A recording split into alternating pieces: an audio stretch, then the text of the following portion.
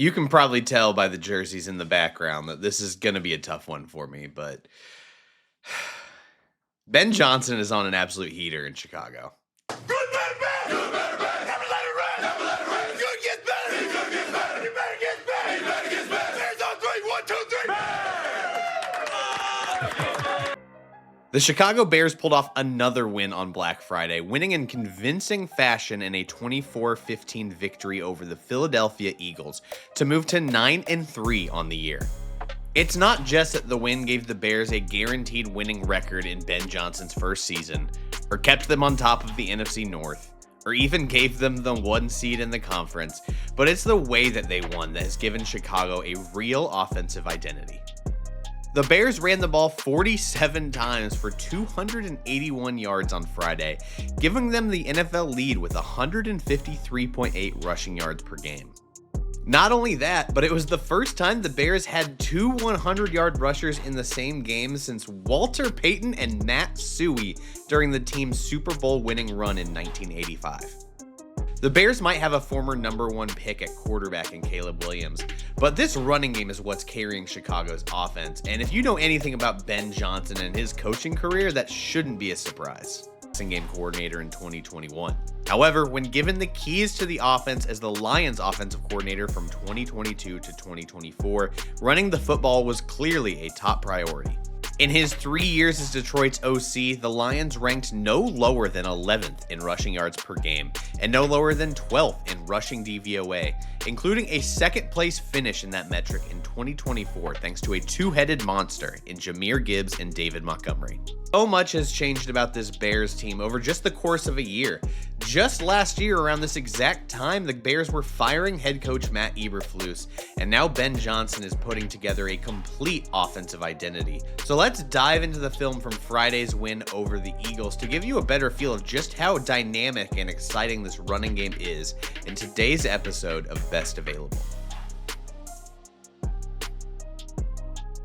Thank you so much for watching today's episode. Make sure that you are subscribed on YouTube and give us a follow on socials at Best Available YT. If you enjoy the video or you've enjoyed previous videos and want a way to support the channel beyond just the subscription, consider becoming a member.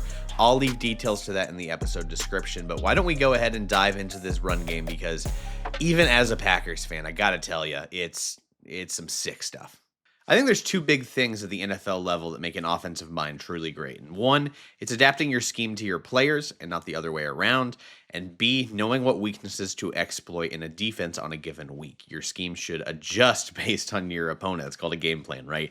I think the Bears had the perfect game plan against this very talented defensive front for Philadelphia. I mean, we've got, all-world beaters in Jalen Carter and Jordan Davis up front.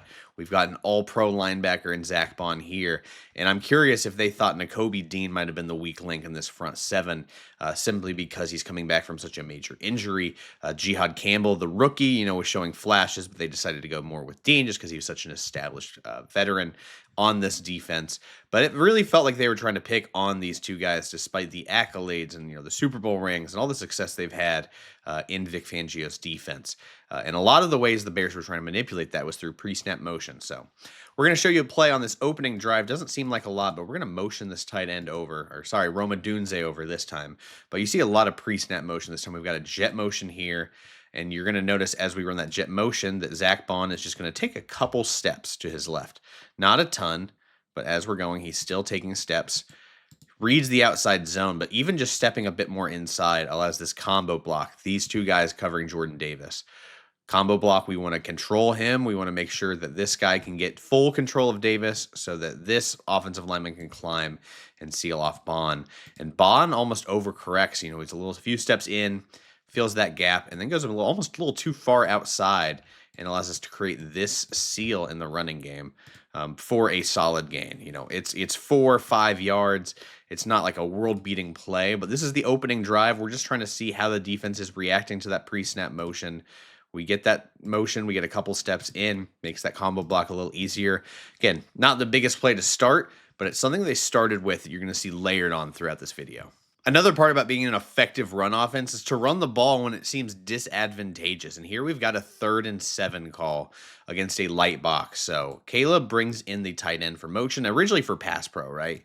essentially, potentially with a wide alignment from Jalen Phillips, the newly acquired Eagles pass rusher. He's on the left of the screen. You can't see him now, but you have him pretty wide. And then we've got 1, 2, 3, 4, 5. We've got a really light box here, right? So you're going to see Caleb cans the call. That's the tapping on the helmet. We've got a light box. We have an advantageous situation. So we're going to flip the running back. Because we flip the running back, Nakobe Dean tells the D-line, hey, we're switching away. We're switching our front because of that look. And a big reason we do that is just typically on shotgun runs, it's pretty obvious where the running back is going. If he's on this side of the quarterback, he's going this way. When he was over here, likely going this way. You can run counters off of this, but that's besides the point. We shifted in the tight end. We switched the running back over. They switched their front, but we still got a really light box, right? If we are running this way, we've got a linebacker from depth. We've got an edge, and the 2 D linemen are over here, right? So this is a run fit. I know it's 3rd and 7. The Eagles clearly have a defense set up for rushing the passer, but it's the right call here when you have those numbers and you feel confident in your run game to get a successful run play. Ben Johnson's a sicko for this one. We've got this wide receiver motion again. We got DJ Moore at fullback in this is a weak I formation. We're going to motion over now. We've got strong I. We're going to motion that tight end over. And then, defense is probably a little confused, but they're keeping eyes on DJ Moore, right? We got a wide receiver at fullback in the backfield. We're waiting for him to leak out somewhere, right? That's definitely something that's on our mind when we see that. We see him pull over. It turns into almost a split zone instead of him going into the wide receivers or into the flat. He is essentially turning this into a split zone where he is going around the quarterback and sealing off this. And this is basically just a split zone concept from an I formation with a wide receiver at fullback. Nothing too crazy about it. But it's creating a natural cutback lane here. We got nice push on this double team here on Jalen Carter. We've got nice push here on Jordan Davis. I think that's Jalix Hunt. Got another double team there. So we're just creating all these double teams here with that cutback. But Darnell Wright, and I believe that's Jonah Jackson at right guard. I had to look it up, but confirmed, yes, that is Jonah Jackson. I think the right side of the Bears O-line has been their strength this year. They cave down this side of the line. We've got this natural kind of split. It's a wide receiver on an edge, but it creates enough space. And all of this stuff's just layering on each other. We've got that tight end in motion again. We shift DJ Moore in the backfield, motion over the tight end. You'll notice Bond and Dean again stepping out this way. They're overcompensating for that tight end motion. And then we just get that cutback lane because they are so overcommitted to where the tight end is lined up.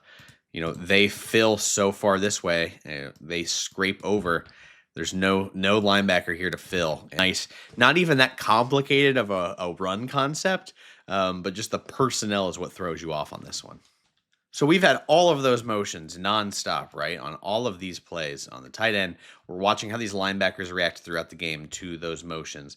We're going to throw something completely different at them here. We got the tight end coming in motion, and we're going to hit him with a wham block. So we're running this. We're going to intentionally leave Moro Ajomo uncovered.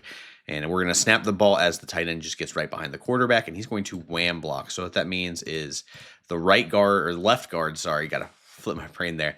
Left guard's going to climb and leave a Jomo, and we're going to wham block or insert block with the tight end to create a natural rushing lane. So not the most effective block, but we are creating enough space. But this allows us to climb up here. We have, it's the Red Sea right here, right? That simple wham concept after motioning the tight end all game. Let's watch how the linebackers react to this motion. Again, here they're reading it. They're stepping over. Climb, just create a seal.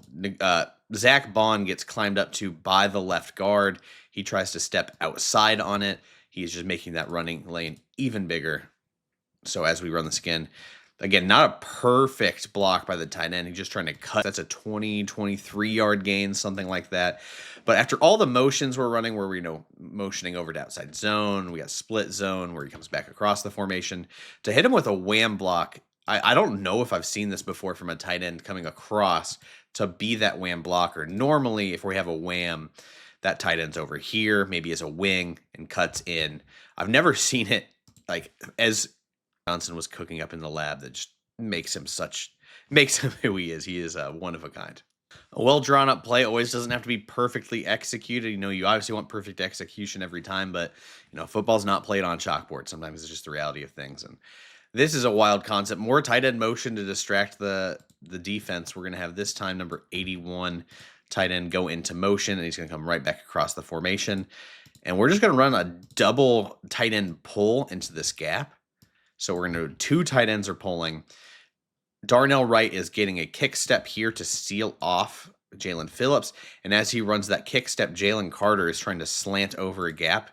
I don't know what he's expecting with Darnell's block, but he is making this job a whole lot easier for these tight ends because number 81 on his motion slips up. Cole Kmet's coming along. I mean, number 81, I appreciate the effort here. He falls over, gets right back up, keeps running the effort to seal that off. Cole Kmet's able to climb as well, and we've got that sealed. But all of this is really cool. The eye candy, the motion, being able to slip and still seal off Jalen Carter. I'm still not sure what he's doing with this gap here. It's a little odd. But I think the play that makes this a touchdown is Luther Burden, the rookie wide receiver. If you've watched this channel for a while, you know I love my wide receivers who can block. I think it's pivotal to having a successful run game. And boy, Burden, this guy that had all this reputation of, a slot that, couldn't do much else. There's a lot of concerns with him coming out of the draft process. Watch him seal right here. When we go, he is crack blocking Blankenship so well, creating that seal for the tight ends to pull. And as we get that engaged, he seals this off so well. It's still sealed. We got a seal here. Kmet's climbing. This is a wide open rushing touchdown, even if it's not perfectly executed because that slip by the tight end. I just love that crack block from Burden. Doesn't have to be technically perfect. He's just getting his body in the way. He's being physical against a pretty dang solid safety. Just love the concept near the goal line. So much eye candy. If I'm a linebacker against this Bears team this is another Ben Johnson special, just using eye candy to completely fool the defense. We're going to manipulate Cooper DeJean and Nakobe Dean here. I circled them in the wrong order, but you know who I'm talking about if you're a football fan. So we're going to motion over this wide receiver. We're going to notice as we do that, we're bumping coverages. The safety's dropping back to gain depth. And then we're going to run this. And what you're going to notice is we have the tight end going across from what the designed run is. And then we've got another guy slicing across the formation in DJ Moore. And watch how that impacts. We'll start with DeJean. He just gets caught flat-footed a little bit here. He takes like an angled step, feeling that tight end leak out. DeJean on the right side of the screen, number 33. He feels that tight end leak out and takes just a stutter step right there. Gets caught flat-footed, then thinks it's maybe a PA rollout because of the tight end coming across his face. He leaves that cutback lane wide open. And then if you watch Nakobe Dean react to this as well, he sees these guys going out into the flat, and he's in man coverage. That's where his eyes are going. And he's just following that tight end all the way, vacating his run assignment. And then suddenly, Darnell Wright's able to control this block. We get a cutback, and then we have all the space in the world. We've got a downfield blocker. All that eye candy is designed to create that natural cutback lane. And Darnell Wright just moves bodies, man. One of my favorite prospects in the draft when he was coming out. And he's just moving a really, I believe that's Moro Jomo, a really solid defensive tackle. We just talked about him, but Darnell Wright, I think, is the number one offensive lineman on this Bears unit by a mile. I just think the size, the power. I was impressed by his technique out of Tennessee. He had a snatch trap move that was better than anything I've seen, but this guy can move bodies in the run game. I think it's a big reason why they want to keep running behind him. Just watch how he attacks this. So he's going to push that guy out of the way, climb to the second level, and just throw a guy, seal another guy. He's blocking 3 different defenders here. He's creating a ton of push on that edge. Get him out of the way, wait for the right guard to come help combo block that. Then he gets up to the second level and just throws Zach Bond away. Like the force when we throw that back in full motion will be impressive. And then he seals off a third defender. We're on that and wanted to make sure we highlighted that on at least one more play. We showed you a wham concept earlier with the tight end coming in motion to insert block, right? Now we've just got a straight up trap where we're going to leave this defender unblocked for the guard to come and create a seal. Love a good old trap. As a former fullback, that was my favorite play to run at the position. When we could run fullback trap, I felt like I was going to take that home every time. So center is going to seal off here. We're going to climb with the left guard, and then the right guard is going to take that unblocked defender and just seal him off. And Jonah Jackson's having a heck of a year too. I've been impressed with him on tape. Number 73, nice trap block here. Just really gets his body in the way, creates that seal. And I love when a defensive lineman is not prepared for a trap block, like is that 94 right here? Uh, he's not seeing it coming. He just gets obliterated by Jackson, who completely creates that. He creates a ton of force, create that spot, and then we've got center here, left guard here climbing. You know 75. Like, look, this is a perfect rushing lane off trap. This is exactly what we want. Carry that up the hash for another big gain. I love a good trap play, man. Like, these are some of my favorite plays in football. We don't see them a ton at the NFL level as much as I would like to, but that's just something Ben Johnson felt comfortable with. His offensive line's clicking. Their assignment sound. I think Jonah Jackson's having a heck of a year. Love the trap block here. Everyone makes the right assignment. It's a very, very successful run play because of it. I just showed you a billion run plays, right? They ran for 280 yards. They ran the ball almost 50 times. This is the end of the game. This is what running the damn ball all game is going to do for you. We've got super heavy personnel here, right? We've got our offensive line, and we've got 3 tight ends. We got 13 personnel here. This is big boy running football package, right? You can see that our DBs are cutting down their splits as far as depth, and then on the run look, right? We're running play fake here. Everyone's flat-footed or going downhill. Everyone's expecting run. By the time that we realize it's a play action, all of these safeties and DBs are 7-8 yards behind the line of scrimmage. Not nearly enough depth. You realize all these guys are going out into routes, and then suddenly wide open because Blankenship got caught flat-footed. Hell of a throw. Very, very strong statement win. I won't lie. As a Packers fan, this run game does make me very nervous. Devontae Wyatt's out this week. Packers are hoping Quay Walker will be back to really shore up the linebacker unit. But the NFL fan as a whole in me just absolutely loves what Ben Johnson is doing. I love, old school gap scheme run concepts. We've got Caleb Williams under center. We've got, pre-snap motion, guys running into the flat, all this eye candy to manipulate linebackers and DBs and create cutback lanes. And I won't lie, I came away from this video more impressed with the Bears O-line than I thought I would be. Let me know what you think about this Bears offense. If you're a Bears fan, how much you love Ben Johnson. I would love to know how you're feeling right now at 9-3. I cannot blame you as the number 1 seed in the NFC. We'll be back on Wednesday with a Shades of episode, with a comparison, whether it's a college player or active NFL player, and a comparison to, a former great or a current great. My favorite series to do on this channel. So keep an eye out for that. And then we'll be back with another episode on Friday. So thank you so much for watching Best Available. Make sure that you're subscribed if you made it all this way, and we will see you on Wednesday.